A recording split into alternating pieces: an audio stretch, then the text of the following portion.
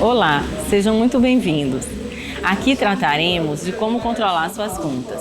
O controle das contas é muito importante para saber os valores dos gastos e dos ganhos, definir se há lucro ou prejuízo, se tem dinheiro em caixa ou a falta dele. Para controlar as contas da propriedade rural, é preciso seguir algumas etapas. Primeiro, organizar as informações da movimentação financeira. Segundo, separar as contas da propriedade das contas do proprietário. Terceiro, classificar as contas.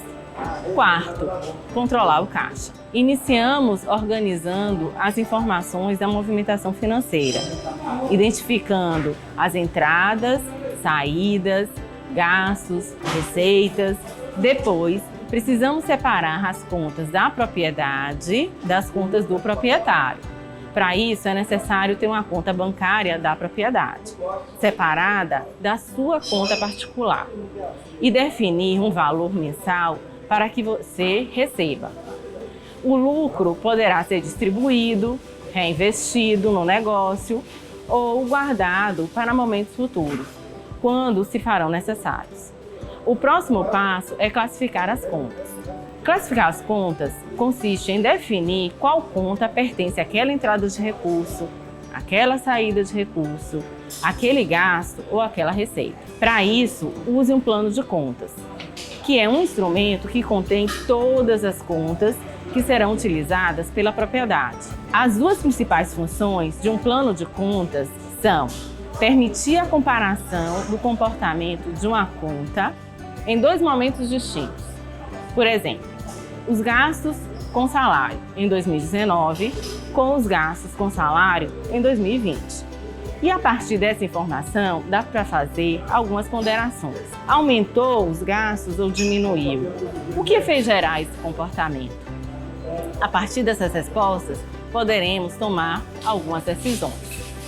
A segunda função do plano de contas é permitir que, a partir de um comportamento de uma conta no passado, possamos projetar o seu comportamento no futuro.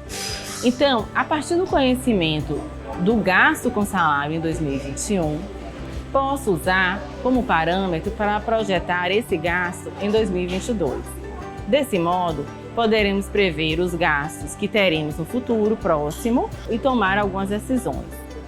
Para escolher o plano de contas mais adequado para a sua propriedade, peça orientação ao seu contador. Então passamos à etapa seguinte, que é o controle do caixa. Uma vez conhecido e classificadas as contas, podemos controlar os valores que representam as entradas e saídas, as contas a receber e a pagar, e de posse dessas informações, elaboramos o fluxo de caixa, que pode ser diário, semanal, mensal ou anual. Também podemos projetar o futuro, os próximos meses, o próximo trimestre, o próximo semestre e o ano seguinte. O fluxo de caixa, ele facilita entender para onde foi destinado o dinheiro, se a propriedade gera caixa suficiente para financiar as suas necessidades. Se o período analisado, na semana, no mês, no trimestre, os recebimentos versus os pagamentos, eles geram sobra de caixa. Nesse caso, precisaremos definir se o recurso será destinado ou se será guardado para um momento quando ocorra a falta de caixa. Falta de caixa. Nesse caso, o que fazer? Como ajustar o caixa?